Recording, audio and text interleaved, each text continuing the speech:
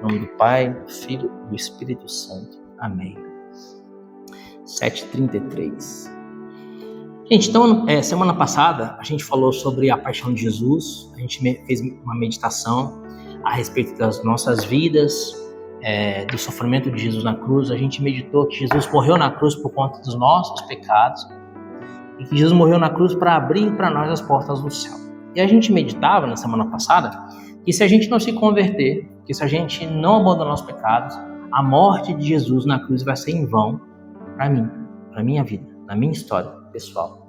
Se eu for para o inferno, a morte de Jesus na cruz por mim será em vão. E eu dizia para vocês que muitos santos padres e muitos santos místicos dizem que na agonia de Jesus no Getsemane, a tentação que o demônio apresentava para Jesus era exatamente essa: vale a pena você fazer isso? Vai valer a pena você sofrer tanto, você morrer na cruz consumido de dores por tantos homens que vão ao inferno? Aí mostra lá o próprio Judas, Hitler, sei lá, e tantos outros, né, que fizeram coisas tão terríveis ao longo da história e que se perderam. Eu falo que se perderam, mas a gente nem sabe, né? A gente imagina que sim, né? Pela maldade. Mas enfim, e falava para Jesus: ei, vale a pena você sofrer tanto à toa? Vai ser em vão. E era mentira o demônio? O demônio é o pai da mentira, mas ele não estava mentindo. Na história de cada ser humano que vai para o inferno, a morte de Jesus foi em vão. Isso é forte, né? Meditar isso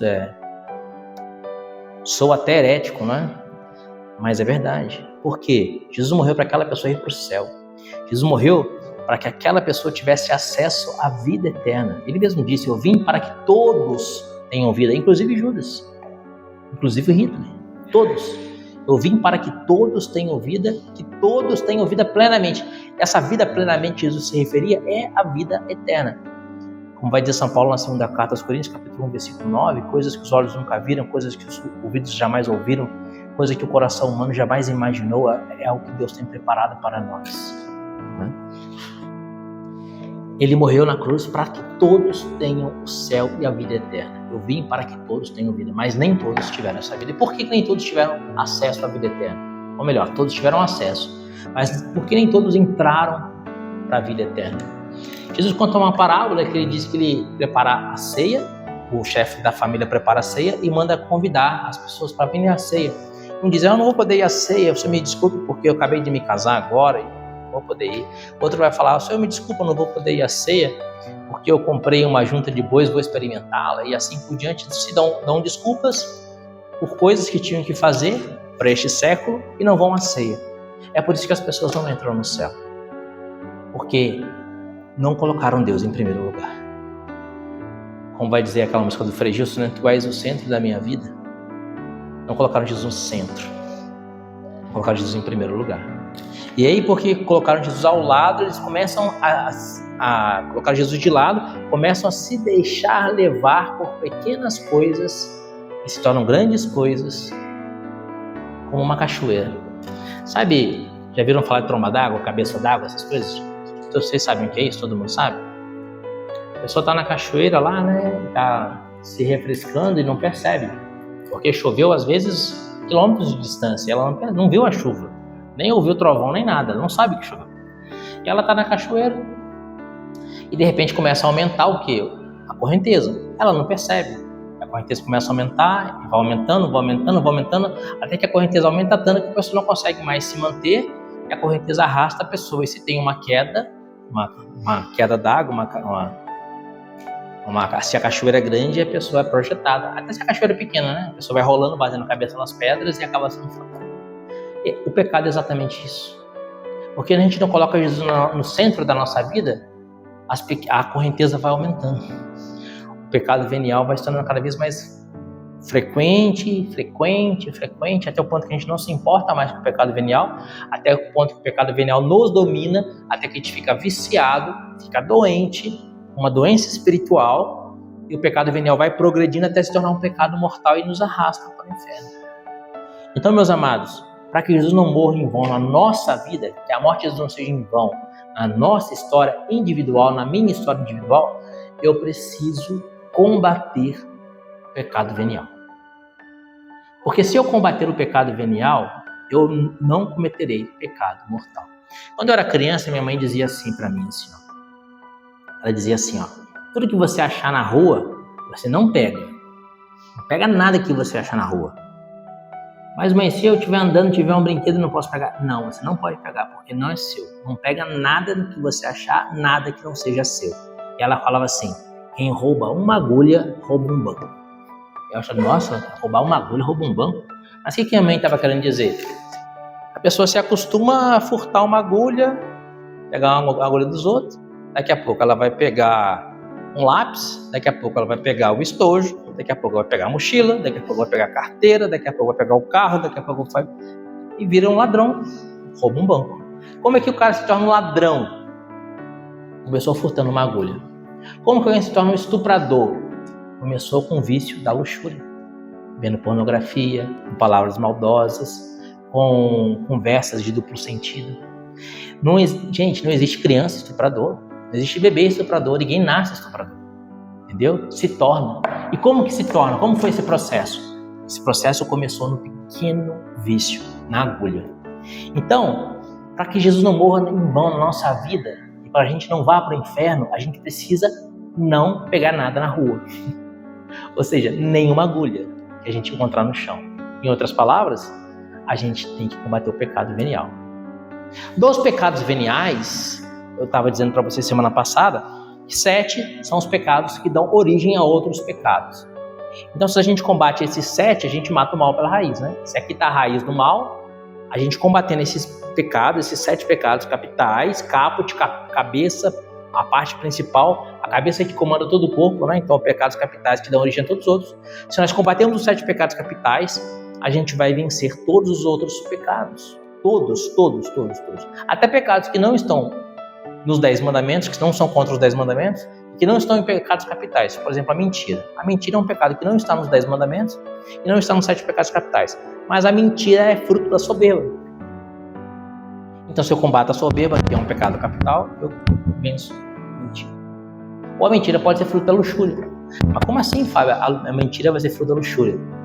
Estou vendo uma pornografia aqui. Aí a pessoa me pergunta, o que você está vendo aí? Não está vendo nada. Não é assim? Mente. Vê como é que a luxúria gerou já a mentira? Então a mentira sempre vai ser fruto, todos os pecados vão ser fruto de um dos 7 pecados capitais. Então semana passada a gente falou sobre a gula e sobre a preguiça, né? Hoje eu quero falar com vocês sobre a avareza, a luxúria, a ira, a inveja e a soberba. E se Deus quiser a gente consegue terminar esses 7 pecados capitais hoje e progredir para a próxima aula, porque semana que vem a gente já nem vai ter catequese por causa de Semana Santa, né? Sexta-feira Santa, semana que vem. Eu falei para vocês sobre doenças espirituais, né? Acabei de falar agora que a gente acaba cometendo os pecados capitais e a gente fica doente, foi isso que eu falei. Vocês sabiam que os pecados capitais geram doenças espirituais? Por exemplo, a gula, ela gera uma doença espiritual em que a pessoa se sente fraca para resistir às suas próprias paixões, às suas próprias vontades, à sua própria busca de prazer. Então, a luxúria, que é o pecado contra a castidade, o pecado da imoralidade sexual, o pecado da como eu falava antigamente, né? Como é que fala quando o político rouba? Esqueci o nome da palavra. Desonesto. Pecado desonesto. É corrupção, né? Mas eles falavam assim que a luxúria é o pecado desonesto. O pecado contra a sexualidade, ele é fruto da gula. Por quê? A pessoa que se dá muito prazer pela comida, quando ela sente uma tentação de se dar também prazer pelo sexo, ela não vai conseguir vencer essa tentação, porque ela está acostumada a ser vencida pela carne, não a vencer a carne, mas ser vencido pela carne. Então eu quero comer um chocolate, eu como, eu quero comer uma paçoca, eu como, eu quero comer sei lá o que for, e na quantidade que for, eu como até me empanturrar, né? E aí quando eu tiver uma tentação de ordem sexual, eu vou ceder também, porque a minha carne já me domina, estou dominado, estou doente. Por isso que os pecados capitais geram doenças espirituais. A avareza é o pecado de um apego às coisas que passam, às coisas materiais. Sabe que a avareza gera uma doença espiritual chamada filargia? Ou também alguns teólogos dizem a pleurexia. O que é essa filargia? O que é essa pleurexia? É uma doença espiritual em que a pessoa não enxerga a realidade das coisas. Não enxerga a realidade das coisas. Não enxerga a realidade material das coisas. Não enxerga a realidade espiritual das coisas. Essa filargia, ela é como se fosse uma cegueira espiritual. Essa pleurexia é como se fosse uma cegueira espiritual. Como assim? Cara, eu trabalho 40 horas semanais. Mas se eu trabalhar mais, fazer hora extra, eu vou ganhar mais dinheiro. Eu vou guardar mais dinheiro. E aí eu trabalho mais e guardo mais dinheiro. Mas se eu vender minhas férias, eu vou ganhar mais dinheiro. Aí eu vendo minhas férias e ganho mais dinheiro. E aí eu começo a me matar para guardar dinheiro. E aí você fala assim, por que você está trabalhando tanto? Ah, para guardar dinheiro. Você faz atividade física? Não. Você sai para passear? Não. Você passeia com a esposa? Não. O que você faz no final de semana? Eu faço hora extra. Você trabalha sábado e domingo? Eu trabalho sábado e domingo. Para quê? Para guardar dinheiro. Para quê? Ah, para quando eu me aposentar. Você vai aposentar? A gente não sabe se você vai aposentar. Você não sabe se você vai estar vivo daqui 5 minutos. Você viu a cegueira espiritual? Jesus conta isso de uma outra forma no Evangelho, em que ele diz que havia um homem rico que teve uma grande colheita. Ele olhou para aquela grande colheita e falou assim, os meus celeiros não cabem essa colheita. O que seria o natural, o normal? O celeiro não cabe essa colheita. Então eu vou doar o excesso para pessoas que passam fome. Não, eu vou derrubar os celeiros, eu vou construir celeiros maiores e vou guardar minha colheita. Ele derrubou os celeiros, construiu celeiros maiores e guardou a colheita. E aí Deus diz, louco, ainda hoje te pedirão conta da sua vida. Para quem ficarão os seus bens? A cegueira espiritual. Às vezes a pessoa está doente, cara, está doente e não percebe que está doente. Não percebe. Se cega completamente. Em contrapartida, os bens deste mundo, os bens deste mundo servem para fazer o bem. Os bens servem para fazer o bem. Então, tudo que a gente tem, se não for com a finalidade última de gerar o bem e de fazer uma caridade, de gerar amor, não tem por que ser. Não tem por que ser. Por exemplo, mas tudo. A gente não é casado? Porque a gente é casado, para quê? Para onde vai nosso dinheiro? Para a família. Precisa ir para a família. E depois que nossa família tem aquilo que precisa ter, a gente deve ser generoso para ajudar as pessoas que não têm aquilo que precisam. E é tão fácil a gente encontrar pessoas que não têm aquilo que a gente precisa ter. Esses dias eu mandei no grupo lá aquela senhora que mãe daquele menino que tá doente, né? O Thiago, que mora lá no Marlene Miranda e tal, passando até necessidade, né? Aí eu tava em Guaratinguetá com algumas pessoas de igreja, sabe? Pessoas de igreja que participam da Canção Nova, inclusive um rapaz que trabalha na Canção Nova e tal, pessoas de caminhada e tal. Eu falei pra eles, né? Gente, tem uma senhora lá em Taubaté que tá passando uma dificuldade, o filho dela tá doente e tal, tá precisando de mantimentos e tal. Vamos fazer alguma coisa aí, vamos juntar um pessoal, vamos arrumar umas cestas básicas, vamos fazer alguma coisa. Eles desconversaram completamente, cara. Desconversaram, parece que não tinha falado nada. Eu, puxa, cadê a caridade cristã? Desconversaram e começaram a falar de outras coisas que não tem nada a ver com as coisas antigas. A pessoa começou a falar quando comecei. Nossa, percebi que estavam desconversando. Assim. Então, gente, a avareza é um pecado grave. Por que grave? Não é pecado venial, é venial. Mas por que é grave? Porque em Mateus, capítulo 25, Jesus vai dizer: quando voltar o Filho do Homem à sua glória, colocará à sua direita as ovelhas e à sua esquerda as cabras, os bodes. E o Filho do Homem dirá aos que estiverem na sua direita: vinde, benditos de meu Pai, tomai posse no reino que vos está preparado. Porque eu tive fome e me deste de comer, tive sede e me deste de beber, estava nu e me vestistes, estava na prisão, doente e fostes me visitar. E os justos dirão: Senhor, quando foi que te vimos com fome, com sede, nu, na prisão e te socorremos? E o Filho do Homem dirá: toda vez que fizestes isso ao menor destes pequeninos, é a mim que o fazeis. E ele dirá aos que estiverem à sua esquerda: ide para o fogo, malditos, preparado para vós e os demônios, porque tive fome e não me deste de comer, tive sede e não me deste de beber, tive frio, não me vestiste, estavas nu na prisão, doente, não fostes me visitar. E os condenados dirão: Senhor, quando foi que te vimos nessas condições e não te socorremos?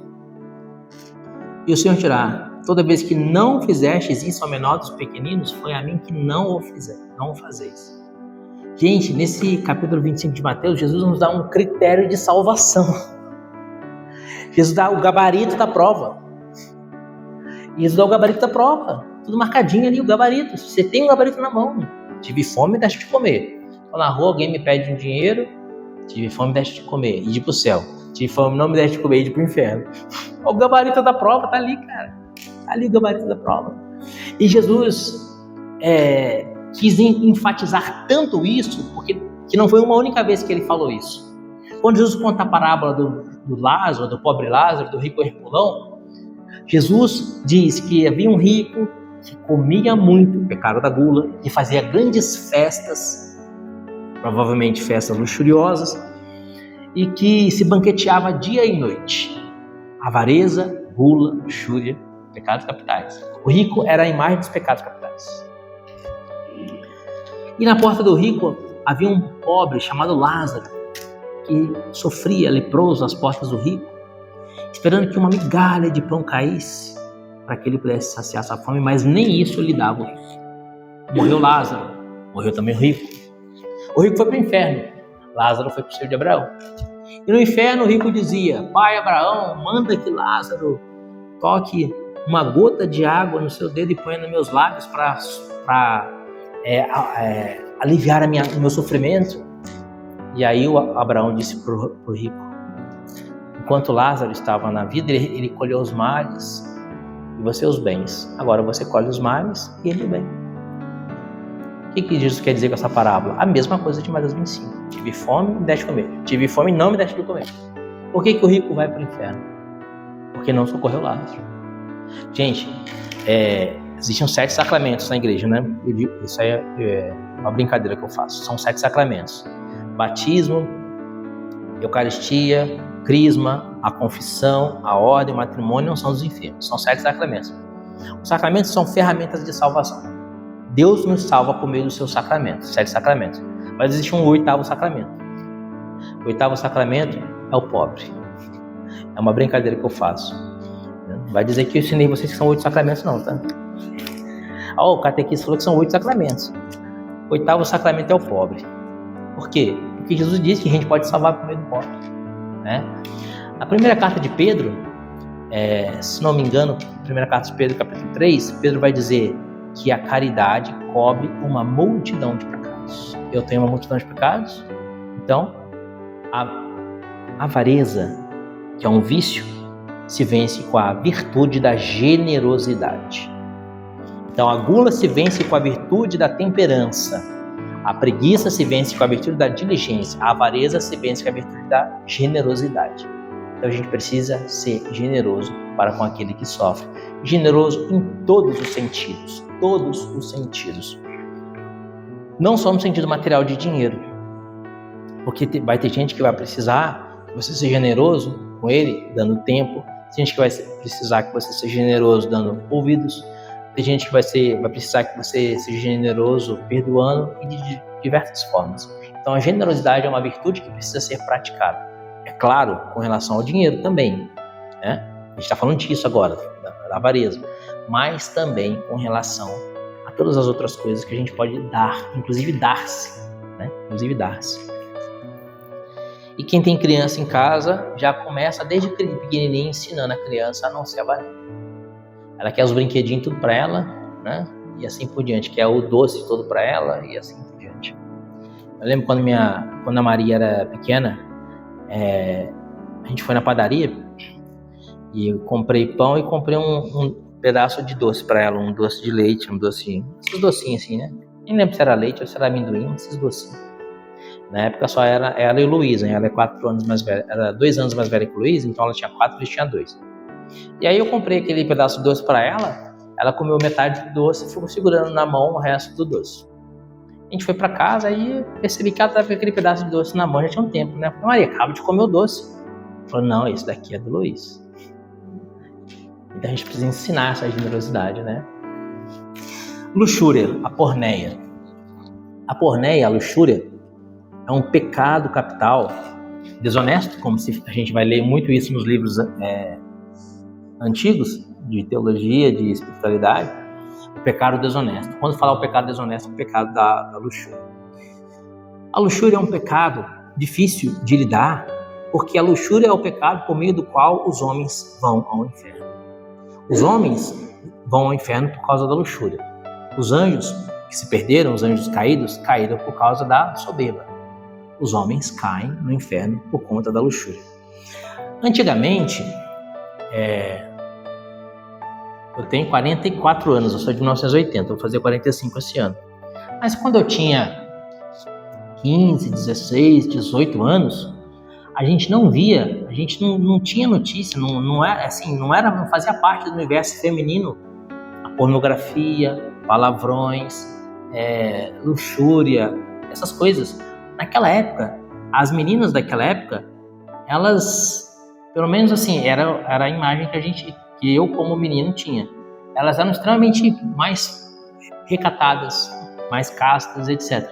Hoje, a gente vê essa juventude completamente, parece que embriagada da pornografia. Mas como que aconteceu isso? Por quê? Aí eu volto naquela mesma época que eu tinha 18, 19 anos, em que tinha El Chan, que é aquela Carla Pérez dançava na boquinha da garrafa, né? Agora ela se converteu, né? Acho que é evangélica agora, né? Aí tinha essas bandas, né? Tinha várias bandas desse tipo, né? E tinha dançarinas. O Faustão tinha dançarinas seminuas. O Chacrinha tinha dançarinas seminuas, cara, nos anos 70. Então isso foi, parece que entrando na mente das pessoas e destruindo a nossa sociedade. De forma que hoje, puxa vida, a gente vê esses carnavais aí, as pessoas fazem sexo na rua. Sexo na rua. Mas como que começa isso? Começa com uma pequena agulha. Entendeu? Ninguém vai sair de uma castidade, pessoa casta, não vai fazer sexo na rua de um dia para o outro se ele é casto. Mas começa com uma pequena agulha. Só que a luxúria, a porneia, ela é um pecado tão grave e no qual o demônio investe tanto que ele mata a nossa alma, a ânima, o desejo de viver. Por isso que tem tanta gente com depressão. Gente, eu vou contar para vocês uma história muito triste agora. Vocês lembram daquela atriz chamada Leila Lopes? Vocês já ouviram falar dela? Talvez você não conhece, né? Você conhece? Você lembra dela? Você lembra dessa? Ela fez aquela novela Renascer. Ela era a professorinha do Renascer. Uma moreninha. Essa menina aí, essa atriz, ela teve a carreira dela de atriz na Globo e tal, fez sucesso, fez novela. E aí ela teve um tempo que ela ficou meio afastada da mídia, né? E ela recebeu uma proposta para fazer o filme pornográfico. E ela fez o filme pornográfico. Depois que ela fez o filme pornográfico, ela entrou numa profunda depressão e se suicidou. Eu digo uma história triste, porque acaba com um final trágico. Ela se suicidou. Agora, se você vê a biografia da moça, ela se suicidou depois que ela fez o filme pornográfico, ela atuou como atriz do filme pornográfico, entrou num processo terrível de depressão e se suicidou. Porque a impureza mata a ânima, mata a alma. A alma, não é que a gente estava falando, a diferença de alma e espírito, né? A alma no sentido de que, do ânimo de viver, do fluxo da vida. Por quê? Porque não é humano, é animal. Animal não tem alma. A pornografia é algo animal. O demônio investe tanto na pornografia, porque pela pornografia, primeiro, ele zomba de Deus, porque o sexo é sagrado e pelo sexo o homem participa da criação de Deus, gerando a vida. E assim, o demônio jogando lama no sexo, o demônio zomba de Deus. Entendeu? Então o sexo é sagrado. Por que as pessoas cobrem o sexo e não cobre as mãos, a cabeça, o nariz, o ouvido. Por que cobre o sexo? Porque o sexo é sagrado. A gente cobre também com véu o sacrário. A gente cobre com véu as mulheres na igreja, porque as mulheres portam a vida. Tudo que é sagrado, a igreja coloca, a igreja cobre, a igreja vela tudo que é sagrado. A igreja vela o padre com a casula, a igreja vela o altar com a toalha do altar, a igreja vela o Santíssimo com o véu, a igreja vela as mulheres com o véu, e o sexo também deve ser velado. Por isso que a gente cobre o sexo, porque ele é sagrado. Entendeu? O sexo é órgãos genitais, gênese, origem, que dão origem. Origem aqui é a vida. Então, por meio do sagrado matrimônio, o homem e a mulher se unem para, junto com Deus, gerar uma nova vida. Isso é extremamente sagrado. Quando você vê uma mulher grávida, ela fala assim, eu estou grávida. E aí, dentro dela, começa o feto se desenvolver, e daqui a pouco, passa 9 meses, nasce aquele bebezinho, você olha aquele bebezinho, ele já tem unhas, às vezes tem bebê que já nasce até com cílios, né? Cabelinho, narizinho, os dedinhos, as unhas dos dedinhos, né? Como que aquilo aconteceu? Como que aquilo aconteceu? Entendeu? Assim, nem a mãe sabe, né? Nem a mãe sabe. É claro que a ciência explica o processo de gestação, mas não é algo, não dá para dizer outra palavra, não é algo espiritual, não é algo de Deus, é algo sagrado. Por isso que o demônio odeia o sexo, e é por isso que o demônio investe no aborto, na homossexualidade, porque homossexuais não geram vida. Ou seja, em outras palavras, o demônio quer zombar do sexo, quer destruir o sexo, quer fazer com que o sexo seja sinônimo de pecado. O sexo hoje não é sinônimo de pecado, mas o sexo não é algo sagrado? Como é que algo sagrado pode ser sinônimo de pecado? Você vê que algo aconteceu nas nossas cabeças, em que hoje, se a gente fala do sexo, a gente já tem uma conotação de pecado. O pecado não é o sexo, o pecado é a luxúria. O sexo é sagrado. Então o demônio, ele desvirtuou de tal forma, ele investiu tanto nisso, que não tem outro pecado que mais leva os homens ao inferno, homens e mulheres, do que o pecado contra a castidade, a luxúria, a porneia. Como que a gente combate a vício da luxúria? Com a virtude da castidade. E a virtude da castidade é a única virtude que você conquista não praticando. Como assim que a gente conquista não praticando? A diligência, você se torna diligente sendo diligente, tem que praticar a diligência, tem que fazer as coisas que você precisa, a ver o que está precisando fazer, eu vou lá e faço, preciso fazer. A generosidade, eu ganho a generosidade praticando a generosidade, dando dinheiro, dando ajuda, sendo generoso. Toda virtude a gente faz praticando, uma musculação espiritual, né? Eu ganho massa muscular fazendo atividade física, colocando aquele músculo para trabalhar, menos a castidade. A castidade é a única virtude que você ganha não fazendo. Ou melhor, em outras palavras, literalmente, fugindo. Então fuja das ocasiões do pecado de luxúria. A gente não vence o pecado da luxúria. Estou aqui no celular e estou vendo no Instagram, aí aparece uma moça de biquíni aqui no Instagram. Passa foto, né? Passa. Mas nem tá pelada, tá de biquíni, né? Só ver se o rosto dela é bonito. O rosto dela é bonito. Mas esse biquíni dela tá meio pequeno, né? Deixa eu ver. Aí já era, meu. Perdeu. O único jeito de você vencer a luxúria é fugindo. São Luís Gonzaga, ele morreu jovem, ele era adolescente, né? Ele é padroeiro da juventude, inclusive ele era seminarista. São Luís Gonzaga, quando criança, ele fez um propósito de nunca olhar para nenhuma mulher, nem para a mãe dele. Ele não olhava para mulher nenhuma, nem para a mãe dele. Ele sempre baixava os olhos. Então, chegava uma mulher e ele olhava para o chão. É o jeito de você vencer. É claro que não estou falando para você andar olhando para o chão, porque pode ser que você acabe tropeçando, quebrando o nariz e vai colocar a culpa em mim, né? Mas fuja das ocasiões de pecado. Você só vence a luxúria pela virtude da castidade. Você só alcança a virtude da castidade não praticando, ou seja, fugindo. Um exemplo maravilhoso agora para as mulheres. Os homens são extremamente visuais. Por quê? O homem, agora vamos voltar lá no tempo das cavernas, o homem era o caçador, né? Então ele precisava buscar o alimento, caçar e trazer o alimento para casa. Então o homem tem em si essa questão da caça, de ser o caçador. Então o homem ele gosta de ver, ele é o voyeur, ele gosta de ver. Por isso que o homem sempre, infelizmente, caiu muito na pornografia. Hoje tem mulheres que caem na pornografia, mas a pornografia não é algo propriamente do universo feminino, porque é o homem que gosta de ver, a mulher gosta de sentimentos. Então muitas vezes o demônio vai tentar as mulheres pelos sentimentos.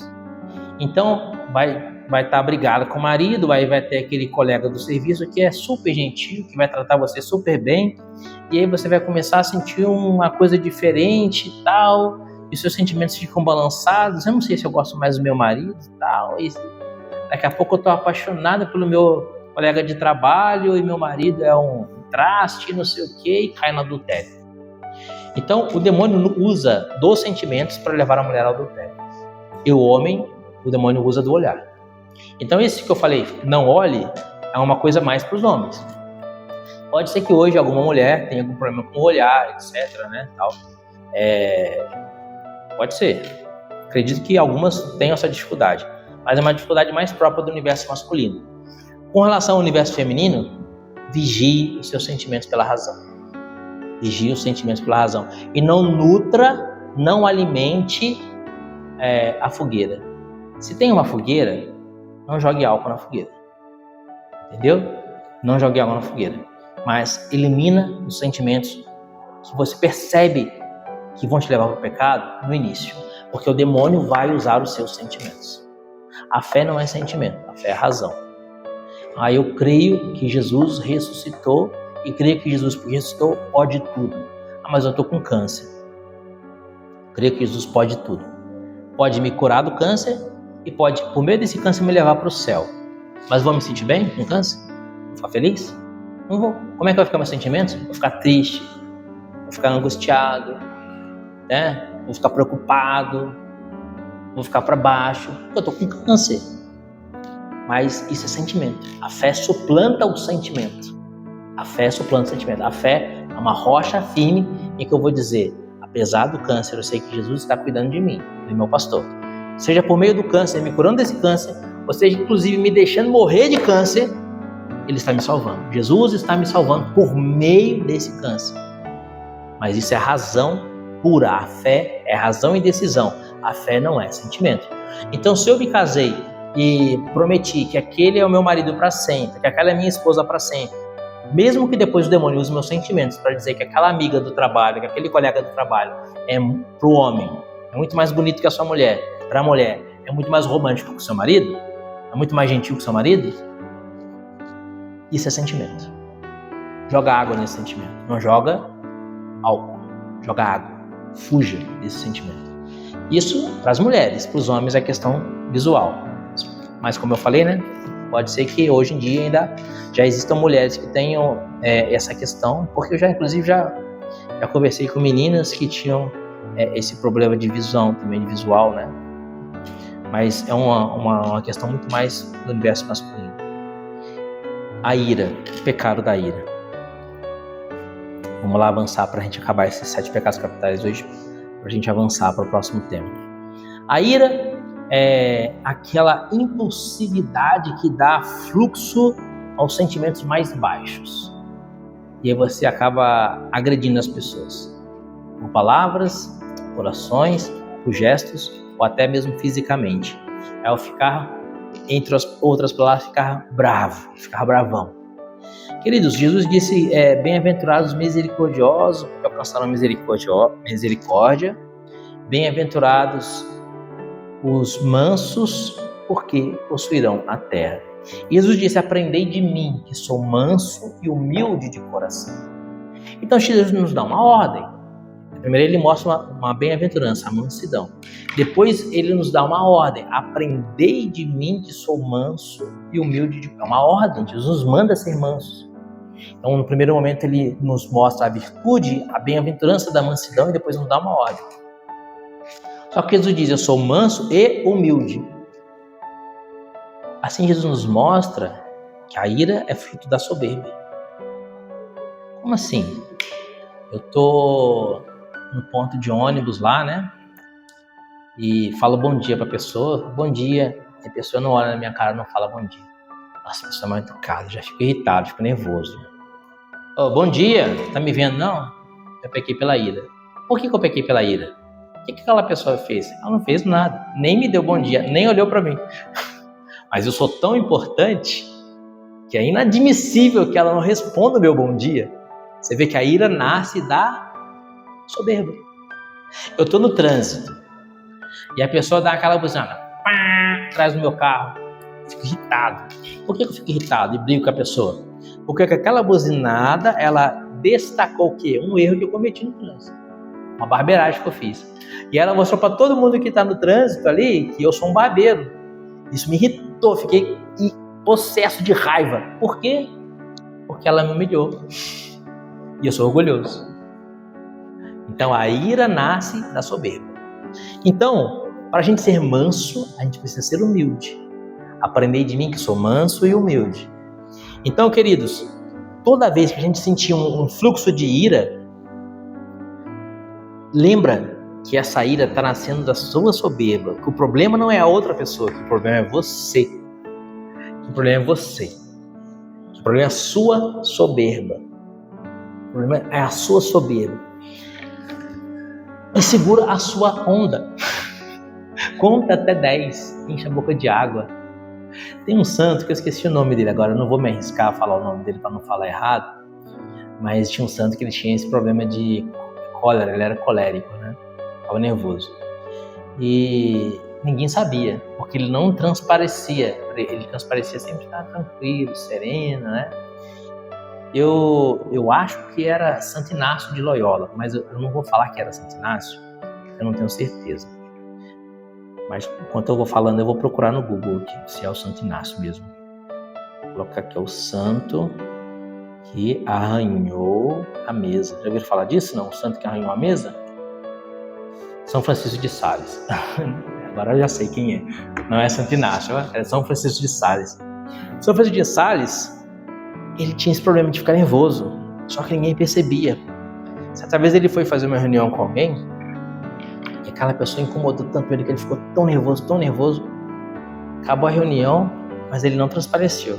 E aí as pessoas estavam com ele e falaram assim: nossa, Padre Francisco, como que o senhor pode ficar tão tranquilo, tão calmo, com esse cara tão chato? Eu já estava aqui, ponto de dar um tapa nele. São Francisco de Sales falou assim: vem cá pra você ver. Olhou assim embaixo da mesa, olhou assim, a mesa toda arranhada, as unhas dele toda machucadas. Então ele arranhou a mesa assim, mas não deixou transparecer que estava irritado. Então, controla o seu cavalinho. O corpo da gente é um cavalinho louco, que precisa colocar rédea nele e puxar a rédea. Então, quando o cavalinho quer comer demais pela gula, puxa a rédea e controla o cavalinho. Quando o cavalinho quer pecar pela luxúria, puxa o cavalinho. E é também na ira. O cavalinho começou a pular igual o peão de rodeio, puxa o cavalinho, segura o cavalinho. E assim você vai praticar a mansidão. A mansidão é um exercício contra a nossa própria natureza. Contra a nossa própria natureza. Então luta para ser humilde. E aí, já que a gente falou agora da ira, e eu disse para vocês que a ira nasce da soberba, e se a ira é combatida pela mansidão, a soberba é combatida pela humildade. E se eu sou orgulhoso e acabo ficando colérico, irascível, se eu sou humilde, eu fico manso. Então como é que eu vou combater a ira? Sendo manso. Como é que eu alcanço a mansidão? Sendo humilde. Então, se eu praticar a humildade, eu vou combater o vício da soberba, vou combater o vício da ira, vou combater a mentira e diversos outros vícios. Então, queridos, o que é a soberba? A soberba é uma mentira, a humildade é a verdade. Como assim? A humildade é a verdade e a soberba é a mentira. Quem diz isso não sou eu, é a Santa Teresa d'Ávila, né? Ela diz assim: a humildade é apenas a verdade. Por exemplo, Jesus diz assim: antes que Abraão fosse, eu sou. O que isso quer dizer com isso? Jesus está dizendo assim: eu sou muito mais importante que Abraão. Sou muito mais importante que Moisés, que Elias. Jesus está sendo orgulhoso? Mas Jesus não é um manso e humilde de coração? A humildade é verdade. Jesus é.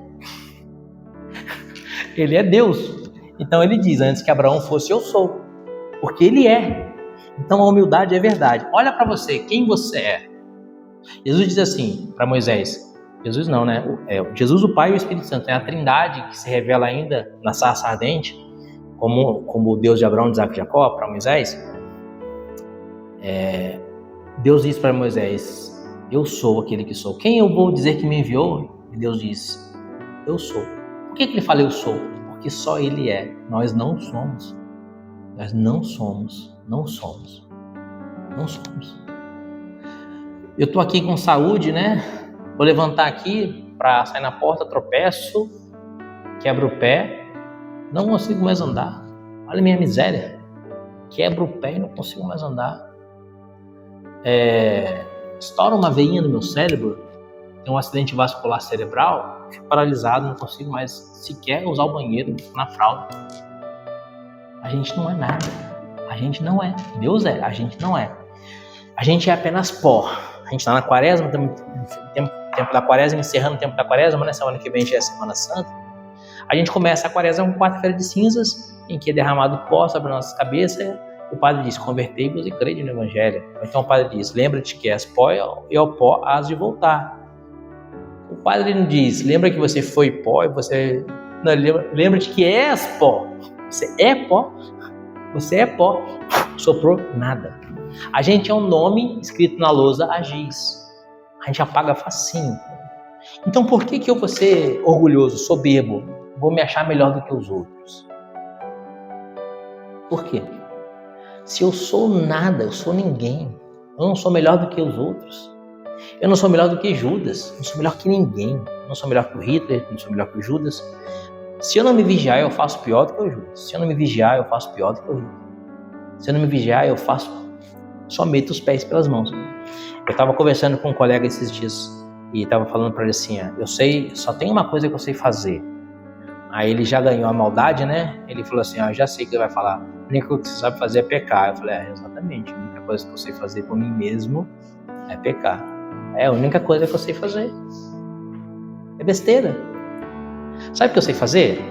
Eu sei pegar um lanche gostosão e transformar ele em fezes. É a única coisa que eu sei fazer. Estragar e apodrecer tudo. É o que eu sei fazer. E eu só gero podridão. Então eu preciso me vigiar. Então quando alguém estiver diante de mim, seja quem for, seja o rei, ou seja o mendigo, seja o rico herpulão, ou seja o Lázaro leproso, eu tenho que me lembrar que o rico herpulão e o Lázaro leproso vão para o mesmo tempo. Vocês jogam xadrez? Jogam? Depois do xadrez? No xadrez tem o rei e a rainha, né? São as peças mais importantes. O rei, que é o mais importante, se perder o rei, perdeu o jogo, né? O checkmate, o rei acabou o jogo, então o rei é o mais importante. E tem o peão. O peão é a peça que vale um ponto e que se você perder um peão, você ainda consegue desenvolver o seu jogo e tal. Se você perder a rainha, seu jogo já está totalmente complicado, né? Perder uma torre, seu jogo está complicado. Se perder um bispo, você toma um prejuízo grande, um cavalo. Mas se você perder um peão, às vezes você consegue perder. Você até pode sacrificar um peão para alcançar um cavalo, sacrificar um peão para ter uma posição mais estratégica, né? Gambito da rainha, por exemplo, você sacrifica um peão para depois com o bispo conseguir uma posição mais estratégica. Mas sacrifica um peão. Só que depois do jogo, o peão e o rei, eles voltam para a mesma caixinha. Acabou o jogo ali? Tanto o peão quanto o rei, eles vão ficar na mesma caixinha. Todos nós vamos ficar na mesma caixinha embaixo da terra. Mesma caixinha. E a gente se acha melhor que os outros. Então, se você tem, por graça de Deus, uma posição privilegiada na vida, seja no trabalho, ou seja o que for, economicamente, lembre-se que essa posição é um serviço. Que você deve exercer essa posição pela caridade. Então, essa sua posição de superior, hierarquicamente ou financeiramente, seja o que for, que seja uma oportunidade de fazer o bem, de praticar o Evangelho. Só isso. E de servir as pessoas. Né? E assim a gente vai combater a soberba. A soberba é uma mentira. Sempre que você se sentir mais importante que alguém, lembre-se que isso é uma mentira. Santo Antônio Maria Claret foi fazer missão em Cuba. Ele era bispo, fazia missão em Cuba. E ele estava atendendo os escravos e os pobres em confissão. Aí chegou uma mulher que era fazendeira e ela passou na frente de todo mundo para ir no confessionário dele, né? Aí ele olhou assim e falou assim: senhora, tem uma fila. Não, mas eu sou fazendeira, eles são escravos. Vai lá pro final da fila.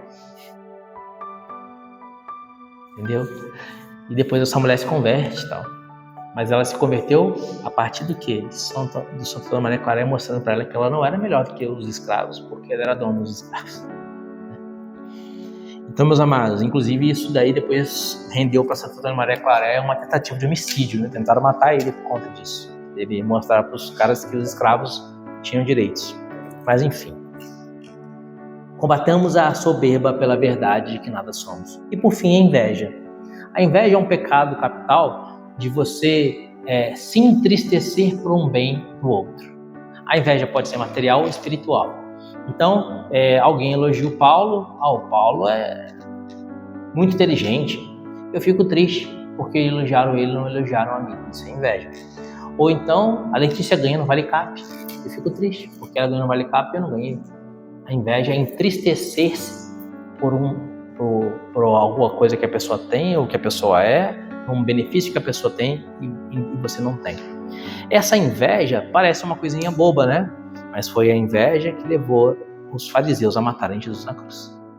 Porque os Jesus era um rabi muito mais sábio que os fariseus. E os fariseus não conseguiam se opor a Jesus em sabedoria. Tinham tentado várias armadilhas contra Jesus, não conseguiam se opor a Jesus em sabedoria. O povo ia atrás de Jesus, multidões aclamavam Jesus. Quando Jesus entrou em Jerusalém, eles diziam: Hosana ao filho de Davi, bendito que vem o nome do Senhor. E os fariseus iam ficando em segundo plano. E por inveja, unicamente inveja, eles tramaram a morte de Jesus. Se Judas caiu pela avareza, pecado capital, os fariseus caíram pela inveja. Então a gente precisa se alegrar com o bem do outro.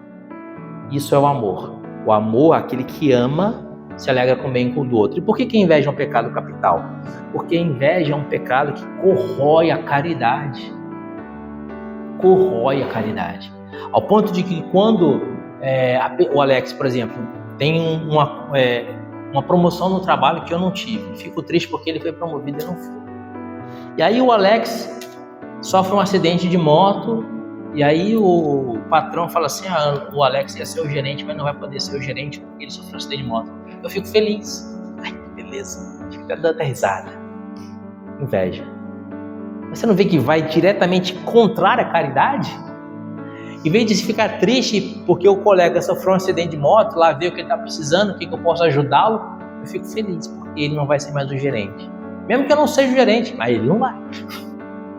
Entendeu? Inveja. Então a inveja é contrária à caridade. Se a inveja é contrária à caridade, qual é a virtude que combate a inveja? A virtude da caridade. Então, se o demônio tentar vocês com a inveja, pratique a caridade. Pequeno exemplo. A moça vai lá no salão de cabeleireiro, né? Fica toda bonitona, né? Aí ela chega no trabalho dela toda bonitona, cabelo novo, tal, arrumado, né? E aí a colega dela vê o cabelo dela arrumado e pensa assim: puxa vida, esse mês eu não vou ter dinheiro para ir no salão. Aí sabe o que a colega dela faz? O que a colega dela faz? Chama outra colega e fala mal. Você viu a Letícia? Tá achando que é madame, arrumou o cabelo, não sei o quê. A cabelo dela ficou horrível. Ela achou lindo o cabelo da Letícia. Falar que ficou horrível por causa da inveja. Então, se eu sentir essa tendência de ficar incomodado com o cabelo da Letícia, que ela fez no salão e eu não pude fazer, percebi isso, né? Que eu tenho essa tendência, o que eu vou fazer? Nossa, Letícia, o cabelo ficou muito bonito, contorcendo ali, mas vai, elogia o cabelo dela, pela caridade, para que ela fique feliz. Elogia. Você sabe que ficou bonito, mas você tá assim, corroendo por causa da inveja, né? Elogia o cabelo dela. E não elogia só pra ela, elogia pra outras pessoas. Você viu, Paulo, o cabelo da Letícia ficou muito bonito, né? Né? E aí você vai com força, lutando, combater o vício da inveja. O vício da inveja não é muito comum nos homens. Os homens não sofrem com inveja. Tanto que os homens não se importam e nem percebem muita inveja, sabe? Por exemplo, quando um amigo quer elogiar um amigo, ele fala, nossa, você é burro pra caramba, né? Eu sou burro, você que é burro igual uma porta. E eles não se importam com isso. Nem o que foi chamado de burro, nem o outro que é comum. Os homens não se importam. Mas no universo feminino é um mais comum. Então, vigiem com relação à inveja, porque é um pecado grave, que fere a caridade. Então, queridos, a gula se vence pela temperança, a preguiça se vence pela diligência, a avareza se vence pela generosidade, a luxúria se vence pela castidade, a ira se vence pela mansidão, a inveja se vence pela caridade e a soberba se vence pela humildade. Os vícios são misérias, os pecados capitais são vícios. Os vícios são misérias, são males que estão arraigados na nossa vida como uma doença porque praticamos aquele mal muitas vezes. Beber álcool é um mal. Eu bebo álcool sempre, fico viciado, alcoólatra. Fumar é um mal. Eu fumo sempre e fico viciado em cigarro. Ver pornografia é um mal. Eu vejo pornografia sempre, fico luxurioso. Comer demais é um mal. Eu como demais sempre, fico guloso. Então, o vício é um mal que é praticado várias vezes. E as virtudes, o que são? É um bem praticado várias vezes. Então, se eu tenho inveja da Letícia que arrumou o cabelo, eu vou elogiar o cabelo dela hoje, amanhã, até que não vou perceber, mas vou vencer o vício da inveja com a virtude da caridade, praticando a virtude da caridade. Então, a virtude é um músculo que vai crescer sendo praticado. Então, eu preciso praticar a temperança. Tendência de gula, praticar a temperança através de jejum, de mortificação, de comer menos. Praticar a diligência, sentir preguiça. Vou praticar, vou fazer aquilo que precisa ser feito agora, sem ficar procrastinando. Vou lá e pratico isso, todo dia. Tem roupa suja? Lava. Tem vasilha na pia? Lava. De imediato, pratica. A generosidade. Alguém me pediu esmola? Eu vou dar. Alguém quer conversar? Eu vou ouvir. Se eu pedir um abraço? Eu vou abraçar. Eu vou ser generoso. Tem roupa sobrando? Eu vou doar. E assim por diante. Eu posso ajudar? Vou ajudar. E assim por diante. Com exceção da luxúria, você vai praticar castidade fugindo da ocasião. Então, praticando, você alcança a virtude. Praticando o mal, você alcança o vício. Praticando o bem, você alcança a virtude. O reino dos céus é dos violentos. Ou seja, daqueles que lutam, que combatem, como São Paulo, combatiu o bom combate. Josué, capítulo 1, versículo 9. Coragem, não tenhas medo, nem te atemorize, pois o Senhor teu Deus está contigo em qualquer parte, para onde fores. Josué 1,9. Coragem, luta, guerra. Joel, capítulo 4, versículo 10. Mesmo o enfermo diga, eu sou guerreiro. Se eu estou enfermo pelos vícios, eu vou ser guerreiro e vou combater para transformar esses vícios em virtudes. Para terminar essa catequese de hoje, para a semana que vem, hoje foi uma página só também, para a semana que vem a gente avançar para como se libertar do pecado, já estou dando aqui essa introdução. Quando Jesus operou o milagre das bodas de Caná, Nossa Senhora disse para Jesus, eles não têm vinho. Jesus podia falar assim, faça seu vinho. E as talhas encher de 600 litros de vinho. Jesus não podia fazer isso? Não foi isso que ele fez com a luz? Faça-se a luz fez. Faça-se o mar. Assim, Jesus é o verbo, ele fala e acontece. Ele podia falar, faça-se o vinho, e o vinho surgir. O que Jesus disse para os serventes? Enchei as talhas de água. E os serventes tiveram que caminhar 1 quilômetro pelo menos, porque o poço de água ficava pelo menos 1 quilômetro longe da casa, para a fossa da casa não contaminar a água. Porque não tinha esgoto, não tinha Sabesp naquela época de Jesus. As pessoas faziam fosso. Então a urina e as fezes ficavam no fosso. Para esse fosso não contaminar o lençol freático da água, a água tinha que ficar pelo menos 1 quilômetro longe da casa. Então as pessoas caminhavam no mínimo 1 quilômetro para buscar água e 1 quilômetro para voltar. Às vezes mais. Lembra quando Jesus se encontra com a samaritana no poço de Jacó, meio-dia? Ela estava indo buscar água. Então quando Jesus fala para eles, enche as talhas de água, significa andar 1 quilômetro, pelo menos no mínimo, 1 quilômetro para encher a talha de água, voltar com o baldinho e jogar na talha. Dá 1 quilômetro, joga na água. Eles encheram 600 litros de água. Esses caras andaram, hein? 1 quilômetro para lá, 1 quilômetro para cá, 2. 1 quilômetro para lá, 1 quilômetro para cá, 4. 1 quilômetro para lá, 6. Para lá, para cá, 8. Eles encheram 600 litros de água. Eles não carregaram 100 litros de água assim nas costas, né? Com certeza eles deram várias viagens. Aos poucos. Então, você consegue carregar 40 litros de água? É muito peso, né? Então, a gente sabe aquele garrafão de água que a gente põe de 20 litros? Imagina que já é pesado. Andar 1 quilômetro com 20 litros para lá, 1 quilômetro com 20 litros para cá, para dar 100, é 5 vezes. São 10 quilômetros. Para encher 100 com um garrafão de 20 litros, já dá 10 quilômetros de caminhada. Eles encheram 6 talhas de água. E aí quando eles passaram, agora acabou o nosso trabalho, né? Tirar a água, levar para o chefe dos serventes. Eles tiraram e levaram. Então, o reino dos céus é dos violentos. Jesus quer dizer o quê? Luta, meu filho. Guerra, combate, coragem. Soldado, combatente, guerreiro. Luta. Luta para transformar o seu vício em virtude. Luta. Luta. E assim, Jesus vai vir com a força dele sustentar a nossa fraqueza. Porque quando eu sou fraco, é que eu sou forte. Vai dizer São Paulo. Amém? Porque quando eu percebo a minha fraqueza é auxiliada pela força de Cristo. Mas Jesus quer apenas que a gente lute. Glória ao Pai, ao Filho e ao Espírito Santo, como era no princípio, agora e sempre. Amém. Em nome do Pai, do Filho e do Espírito Santo.